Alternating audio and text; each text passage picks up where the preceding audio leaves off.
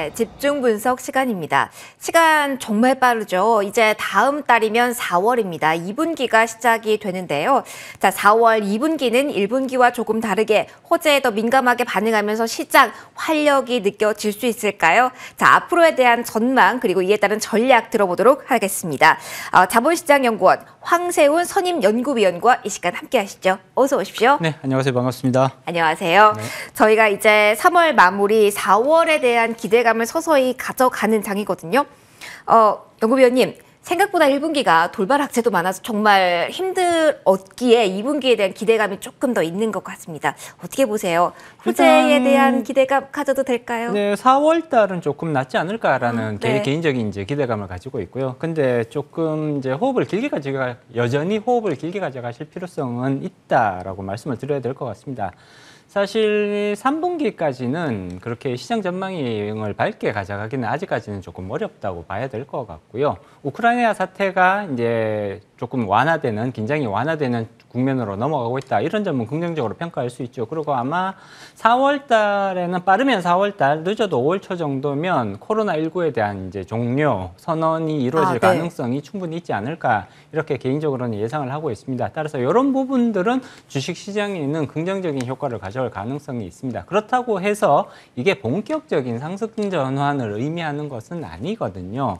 여전히 올해 가장 중요한 화두인 인플레이션에 대한 해결 기미가 보이질 않고 있습니다. 인플레이션이 어느 정도 안정권 내지는 우리나라 한국은행과 미국의 연준이 목표치로 삼고 있는 2% 내외 수준으로 떨어져야 이제 이 가장 근본적인 악재가 해소된다고 볼 수가 있는데 여기까지 가려면 아직 굉장히 시간이 많이 걸릴 걸로 예상이 되거든요. 그렇기 때문에 저는 개인적으로는 4월 달 이전에 1분기에 비해서는 4월 달은 조금 달라질 수 있다, 나아질 수 있다라고 개인적으로는 예상을 하고 있습니다. 그리고 이렇게 예상하는 가장 중요한 이유는 우크라이나 사태가 이제 긴장 완화 국면으로 갈 가능성이 상당히 높아졌다. 그리고 그렇게 전개될 가능성을 지금 예상을 하고 있고요.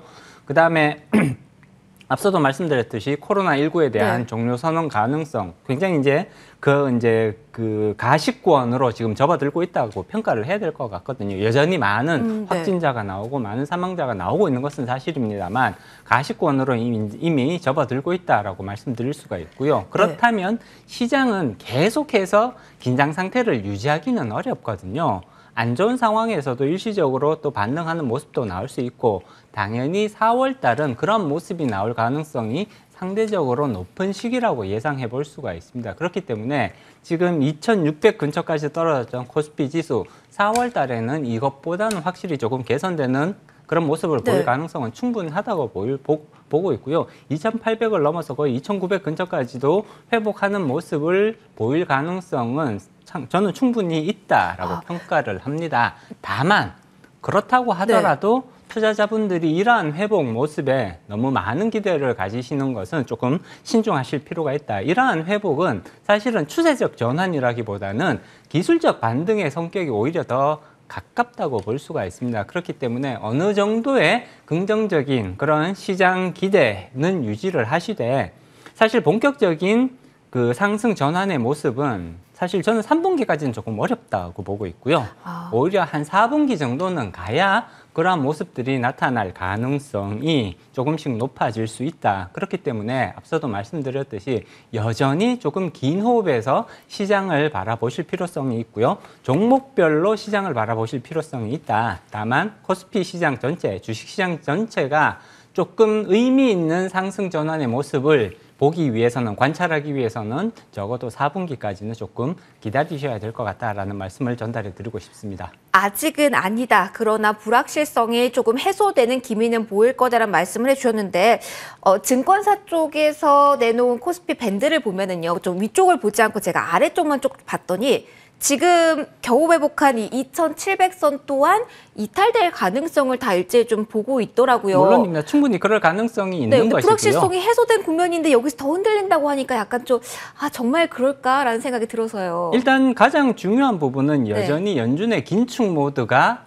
해소되지 않고 있다라는 점이거든요. 지금 연준은 올해 계속해서 기준금리를 인상할 거다라는 거는 아예 선언을 한 상태고요. 5월 달 정도에는 0.25%가 아니라 0.25%가 아니라 0.5%라는 빅스텝으로 기준금리를 인상할 가능성조차도 지금 시장에 내놓고 있는 상황입니다. 만약에 0.5%가 기준금리가 0.5% 인상이 되게 되면 그 유동성 축소 효과는 훨씬 더 뚜렷하게 나타날 가능성이 높고요. 여기에 한 가지 더 추가되는 부분이 사실 양적 긴축이라고 볼 수가 있죠. 이 양적 긴축의 효과는 기준금리의 인상 효과만큼 뚜렷하게 나타날 가능성이 높아 보입니다. 그렇기 때문에 만약에 상반기에 양적 긴축에 대한 스케줄이 발표되면서 바로 양적 긴축으로 들어가 버리게 된다면 이것은 주식시장에 있어서는 굉장히 부담스러운 소식이 뉴스가 될 수밖에 없다는 거죠. 이러한 것들이 결국은 시장으로 유입될 수 있는 자금 규모를 뚜렷하게 감소시키면서 현재의 주가 조정 장세가 계속해서 이어지게 만드는 가장 중요한 동력으로 작용하게 될 것 같습니다. 이런 부분들은 올해 내내 이어지겠지만 그 효과가 특히나 집중되는 시기가 2분기 말, 그러니까 네. 5월 달, 6월 달에 그 효과가 특별히 더 많이 집중될 가능성을 예상해 볼 수가 있는 것이고요. 보통 이렇게 그 새로운 정책들이 발표될 때 스케줄이 발표되는 그 시점을 전후로 해서 한 2, 3개월 정도가 네. 그 효과가 가장 많이 집중되는 시기거든요. 그렇기 때문에 만약에 5월 달에 0.5%라는 빅스텝 기준금리 인상, 그리고 상반기 안에 양적 긴축 스케줄이 발표되면 5월 달, 6월 달은 굉장히 어려운 장세가 이어질 가능성을 충분히 예상해 볼 수가 있는 거죠. 4월 달이 오히려 그나마 조금 우리가 기대를 가져볼 수 있는 것은 그러한 이제 본격적인 양적 긴축, 그 다음에 큰 폭의 기준금리 인상이 나타나기 전에 어떻게 보면 잠깐 쉬어가는 타이밍이 될 가능성이 오히려 높아 보이는 것이 4월 달이고요. 그렇기 때문에 4월 달에는 충분히 기술적 반등이 나타날 가능성을 예상해 볼 수가 있다. 그렇지만 그런 기술적 반등이 추세 전환을 의미하는 것은 아니기 때문에 여전히 하단은 2600 근처에서 열어두시는 이런 모습은 필요하다고 볼 수 있습니다. 지금 빅스텝 5월에 큰 폭의 금리 인상이 있을 수 있음을 이 요인을 좀 무게 있게 말씀을 해주셨는데요. 그러면 그래서 4월이 좀 낫다라고 말씀해 주시는데 5월에 이렇게 큰 폭의 움직임이 연준 쪽에서 나오게 된다면요. 어떤 영향을 주식시장은 좀 받게 되는 겁니까? 일단 가장 중요한 부분은 유동성 축소, 특히나 연준의 그러한 기준금리 결정은 외국인 투자자들의 자금 규모에 직접적으로 영향을 미칠 수밖에 없습니다. 다들 아시겠지만 국내 주가, 특히 코스피 주가에 있어서 가장 크게 영향력을 행사하는 투자자 그룹은 외국인 투자자라고 볼 수가 있죠. 현재도 그리고 앞으로도 이러한 현상들은 계속해서 이어질 가능성을 예상해 볼 수가 있는데 외국인 투자자들의 자금 여력, 투자 자금 규모에 가장 크게 영향을 미치는 것은 사실 연준이라고 볼 수가 있는 거거든요. 따라서 연준이 0.5%의 기준금리 인상을 단행을 하고 상반기에 양적 긴축을 실시해버리면 이 유동성 축소 효과를 가장 뚜렷하게 느끼는 주체는 외국인 투자자가 될 수밖에 없는 것이고요. 한국 시장으로의 자금 유입이 굉장히 지지부진한 모습 내지는 일부 지분을 처분해서 빼나가는 이런 모습까지 나타날 수가 있단 말이에요. 유동성 상황에 따라서. 외국인 투자자들의 자금 유입이 뚜렷하게 증가할 가능성은 상당 기간 어렵다라는 점을 감안을 하셔야 될 것 같고요. 이러한 점을 감안을 할 때 코스피가 본격적인 상승 모멘텀을 타기는 제한적인 가능성밖에 없다라는 말씀을 드릴 수밖에 없죠. 그렇다면 채권 시장의 움직임도 같이 저희가 좀 연결해서 질문을 드리도록 할게요. 빅스텝에 대한 이야기가 무게 있게 거론이 되면서 미국 채권 시장에서는 이를 반영하는 움직임이 나왔고 그러면서 장단기 금리 차가 좁혀지다가 역전이 돼서 그렇습니다.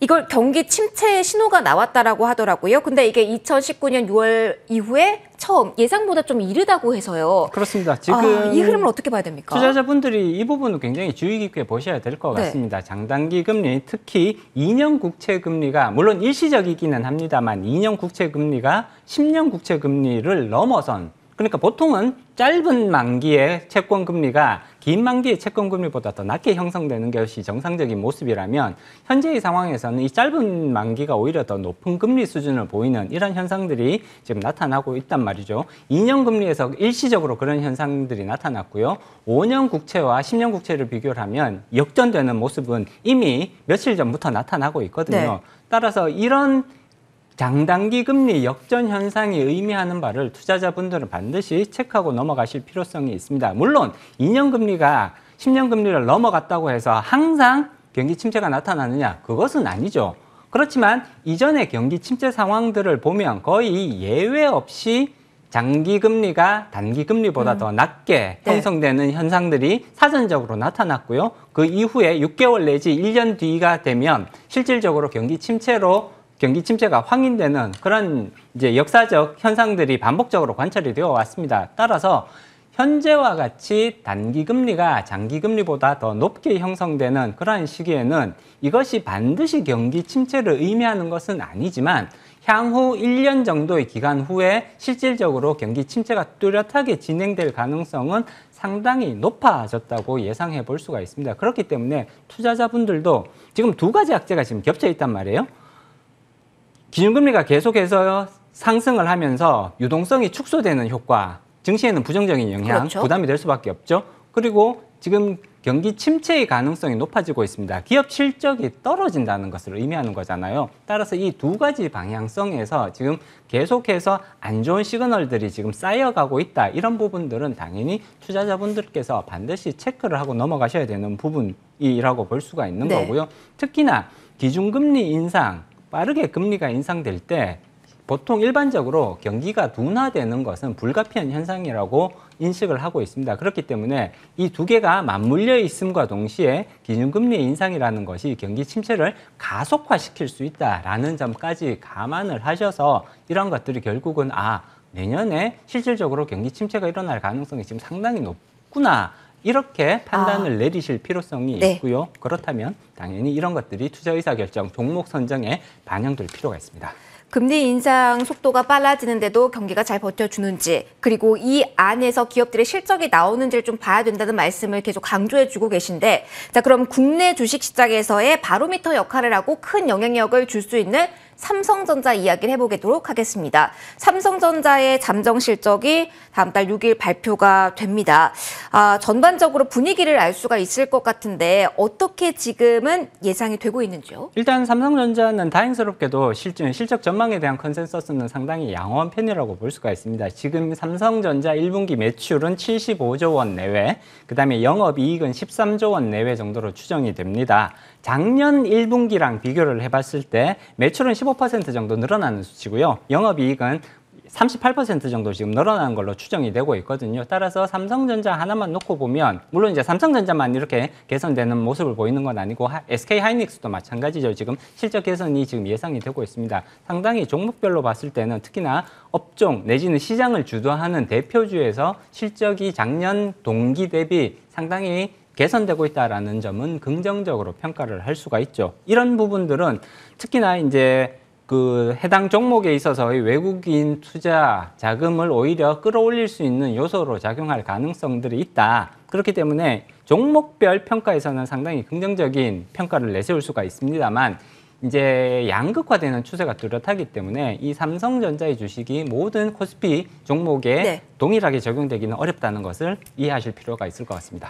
실적에 대한 키포인트를 말씀해 주셨는데요. 그러면 4분기 통틀어서 어떤 일정이 있고 어디에 포커스를 맞춰야 되는지 이 부분만 짧게 정리를 해주신다면요. 일단 말씀드렸듯이 연준의 통화 정책이 여전히 가장 중요한 변수가 될 수밖에 없다라는 것은 반드시 깔고 가실 필요가 있고요. 네. 다만 그럼에도 불구하고 내수 방어주라든지 실적 전환 업종에 있어서는 조금 더 많은 주목을 가지실 필요성이 있을 것 같습니다. 소프트웨어라든지 통신, 미디어나 방산업체 같은 경우에는 오히려 내수 관련 내지는 실적 방어주의 성격이 강하기 때문에 이런 부분들에 대해서는 오히려 주목을 조금 하실 필요성이 있을 것 같고요. 그다음에 조선업체, 조선업종, 그다음에 원자재 관련 업종에 있어서는 오히려 실적이 꾸준한 흐름을 보일 가능성이 더 높습니다. 이런 업종에 대해서는 비중 확대도 고민하실 필요가 있을 것 같습니다. 네, 세부적인 전략까지 깔끔하게 정리를 해주셨고요.